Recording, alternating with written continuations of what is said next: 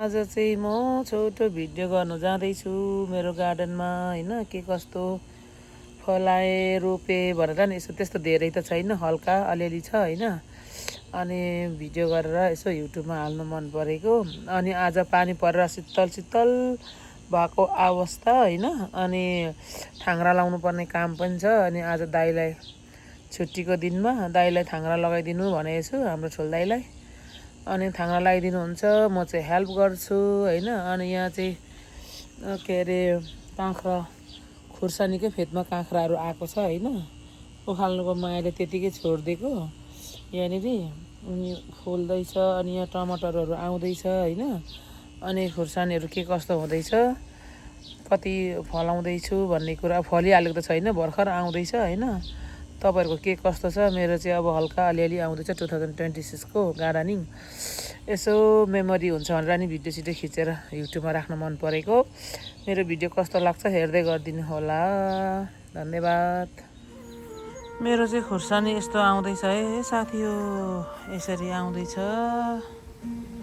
यसपालि 2026 को खुर्सानीको हालत चाहिँ मेरो यस्तो छ हेरिदिनु होला तपाईहरुको कस्तो हुँदैछ यस्तो यस्तो छ है मेरो चाहिँ यहाँ बिरुवाहरू भर्खर आउँदैछ काँक्राको टुकुरे करेलाहरू यहाँ भिन्डी रोपिदिएको बकेटतिर आउँदैछ हल्का हल्का यहाँ घिरौलोहरू छ यहाँ के हो भएको जति बिरुवाहरू सबै यहाँ चाहिँ फुलको बिरुवा रोपिदिएको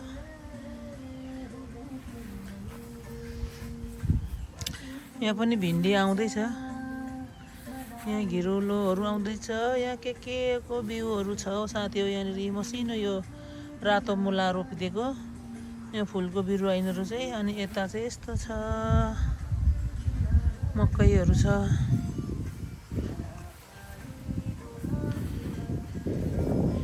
यहाँ प्याजको पत्ता खाएर यस्तो हुँदैछ अनि यहाँ मकै बाक्लो भएको के हो भित्रभित्र फर्सी छ बोडी टमाटर अनि यता पनि प्याज छ अनि यहाँनिर मुलाहरू छ यहाँ मसिनो खालको मुलाहरू प्याजहरू यो दाना खाने प्याज छ अनि यहाँ मुनि चाहिँ भिन्डी छ बोडी छ टमाटर हाम्रो ठुल दाइले चाहिँ यहाँ थाङ्रा लगाइदिइरहनु भएको छ आज पानी परेर एकदम माटो कमलो भएको बेला थाङ्रा लगाइदिनु हुँदैछ अनि यहाँ धनियाँ फुलेर सेतै भएको अवस्था अनि यहाँ पनि बोडीहरू यहाँ के यो चाहिँ भोटमास हो कि के हो थाहा भएन हो के को दाना रोपे मलाई पनि थाहा भएन यहाँ फर्सी लसुन उखालेर चाहिँ अनि यहाँनिर फर्सी टमाटर बोडीहरू रोपेको अवस्था के भयो साह्रो गल्नु है क्या गल्नु भयो अनि यहाँ पनि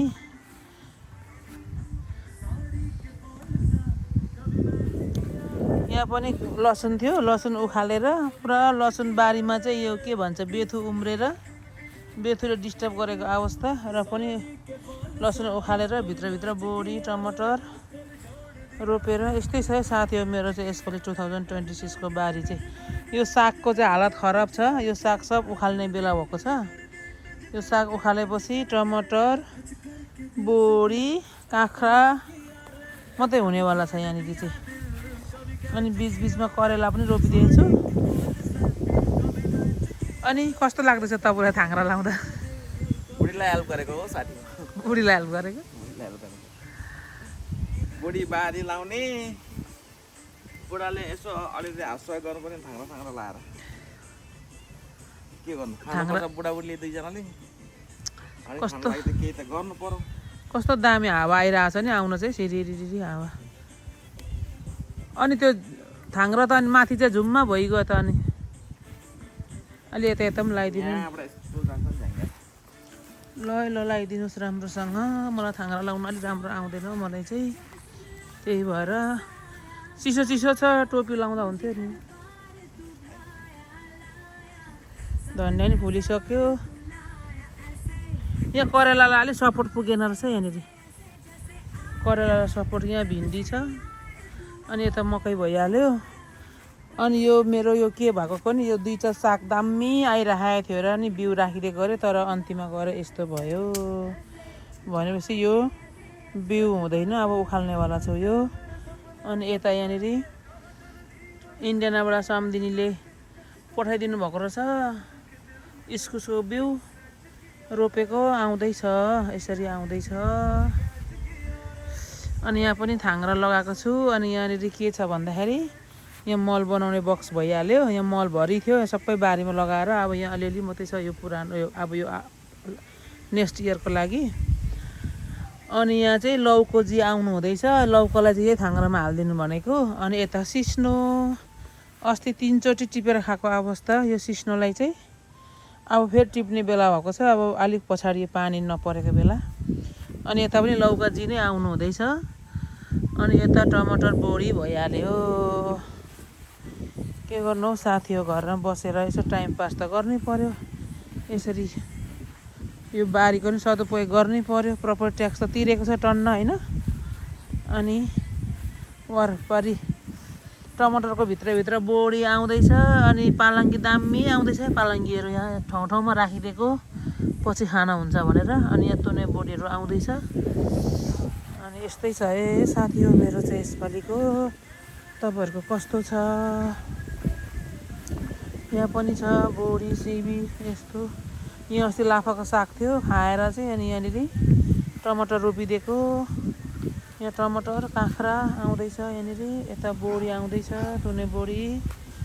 अनि यता चाहिँ भन्नुहुन्छ भने मेरो चाहिँ खुर्सानी बारी सदाको जस्तै पहिलाको वर्षको जस्तै यसपालि पनि खुर्सानी रोपेको अवस्था। अनि यस्तो मसिनो मसिनो छ कुनै अलिकति ठुलो ठुलो छ। तपाईँहरूको चाहिँ कस्तो आउँदैछ यसपालिको 2026 को डल्ले खुर्सानीको हालत चाहिँ यस्तो छ है साथी हो मेरो चाहिँ। यहाँ एक दुई झ्याङ अलिक ठुल्ठुलो छ अरू सब साना साना साना साना भएको अवस्था। अलमोस्ट 80 झ्याङ जति छ 80 वटा बोर्ड छ मेरो खुर्सानी। अब यस्तो मसिनो छ यो कुनै कुनै कहिले ठुलो हुनुपर्ने हो। आज चाहिँ जुन 14 2026 को दिन चाहिँ मेरो खुर्सानीको हालत यस्तो छ साथी हो। तपाईँहरूको के कस्तो छ टमाटर अनि दुबो के भन्छ यो बेथु पालङ्गीले चाहिँ मेरो खुर्सानीको बोट सबै भराएको अवस्था अलिक ठुलो भएपछि टिप्नेवाला छ। अनि यो चाहिँ बी हो यहाँ सानो सानो बी छ बी सबै किरा लागेको छ पत्तामा। अनि यता पनि खुर्सानी छ। अनि यता चाहिँ काँक्राहरू छ बी काँक्रा थाङ्ग्रा खोजिरहेको छ काँक्राले अब अहिले लाउनु आँटेको अवस्था उता लगाइसकेपछि यता लाउँछु। अनि यो सब करेला यता चाहिँ बुहारीले नेपालदेखि ल्याइदिएको बिउ करेलाको ठुल्ठुलो भएको थियो सबै मरेर अनि यो फेरि राखेर अनि यतिको भएको अवस्था। यो अस्ति मे 15 तिर रोपेको होला अहिले यतिको ठुलो भएछ 1 महिना जति भयो रोपेको। अनि यता चाहिँ टमाटर छ बारीमा नआटेर बकेटमा रोपिदिएको टमाटर। अनि करेला टुकुरे करेला अनि के भन्छ काँक्राहरू चाहिँ यहाँ बैगुनको एउटा बोट आउँदैछ यहाँनिर मरेर मरेर यस्तै छ है साथी हो मेरो चाहिँ यसपालिको 2026 को सागबारी। आज सन्डेको दिन 2026 जुन 14 को दिन हाम्रो छुल्दाइले यहाँ थाङ्ग्रा लगाइदिइरहनु भएको छ। आज सबै लगाइसकिन्छ 6 बजे छ। यो साग सब उखाल्ने बेला भएको छ। यो साग नि उयो भयो किरा लाग्यो जम्मै पहेँलो भयो यो साग सब उखालेर अनि अलि उयो हुन्छ खाली हावा चलेर यो धनियाँको बोटहरू पनि सबै लडाइदियो। यस्तै छ साथी हो मेरो चाहिँ 2026 को बारी। हेर्दै गरिदिनु होला मेरो भिडियो के कस्तो आउँछ होइन। एभ्री इयर भिडियो लगाउँछ सागबारीको नभन्नु होला मलाई चाहिँ अब लाउनु मनपर्छ होइन मेमोरी हुन्छ नि त। मैले 2026 मा नि यस्तो बारी लगाएको थियो भन्ने हुन्छ नि त त्यही भएर यसो हेर्नु पछि हेर्नु मेमोरी रमाइलो हुन्छ होइन ठुल्दाइ। अब जुन 27मा चाहिँ नातिको न्वारन छ। न्वारन अस्ति गऱ्यो, अब पार्टी भनौँ न, सबै साथीभाइलाई बोलाएर खुवाउने छ अब जुन 27मा। त्यतिखेर गइन्छ होइन। जानु त परिहाल्यो नि, नाति आएको उपलक्ष। अनि नातिको पार्टी खान जानु पर्यो। अनि कस्तो लाग्दैछ नाति आएकोमा? सबै साथीभाइ भेला हुनु पर्यो, आउनु पर्यो। नाति आएकोमा कस्तो लाग्दैछ? अनि धेरै धेरै खुसी। खुसी? अनि गीतले त पछुतो लाग्छ भन्दैछ त, के हो पारा? गीत आउँदै गर्छ। गीत आउँदै, गीतले त मलाई पछुतो लाग्छ भन्दैछ त, अनि के हो पारा? यहाँ थाङ्रा यस्तो छ मेरो। धेरै धेरै खुसी भएर के गर्नु? नाति छैन यहाँ? अस्ति 2 दिन हेरेर आयो, 2 दिन गयो, हेऱ्यो आयो। अस्ति टाढो छ। अनि यसपालिको यो बारी कस्तो लाग्यो तपाईँलाई भनिदिनु त? अब भर्खर आउँदैछ, आउँछ होला राम्रो। भर्खर त पानी पर्छ हाल्यो। पानी परेर माटो कमलो भएको बेला चाहिँ यहाँनिर थाङ्रा लगाइदिनु भनेर लाउनु हुँदैछ। थाङ्रा लाउने आइडिया यस्तो यहाँ छ। यहाँ मैले चाहिँ झार उखाल्दै थिएँ यहाँनिर अलिकति, माटो कमलो भएको बेला। अनि केही छ भन्नुपर्ने अब अन्तिममा? उहाँ किम्बु कस्तो फलेको छ टिपिदिनु भनेको नि। यहाँनिर किम्बु फलेको छ यहाँ। लास्ट टाइम त टिपेर खाएको थियो, अहिले त माथि छ नि त, भेटिँदैन।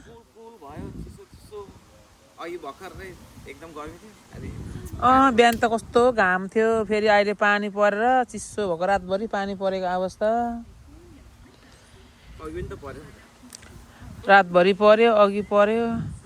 अनि हिजो अस्तिको दिन 2-3 दिन चाहिँ फेरि कस्तो टेन्सन बनायो होइन। रेस्टरुमको पानी बिग्रेर चाहिँ बेसमेन्टमा बिग्रेकोले गर्दा एकदम टेन्सन बनायो 2 दिन चाहिँ। के गर्नु हो, त्यस्तै छ हौ। धन्यवाद थाङ्रा लगाइदिनु भएकोमा ठुल्दाईलाई। अब कतिको फल्छ कस्तो हुन्छ, अब यो चाहिँ बिरुवा हो मसिनो होइन, भर्खर बिरुवाहरू आउँदैछ। अब के कस्तो फल्छ कस्तो हुन्छ पछि फेरि तपाईँहरूलाई भिडियो बनाएर हाल्दै गर्छु।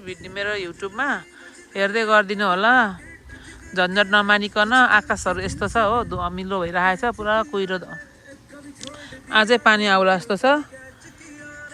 आजको लागि बाई बाई, थ्याङ्क यू।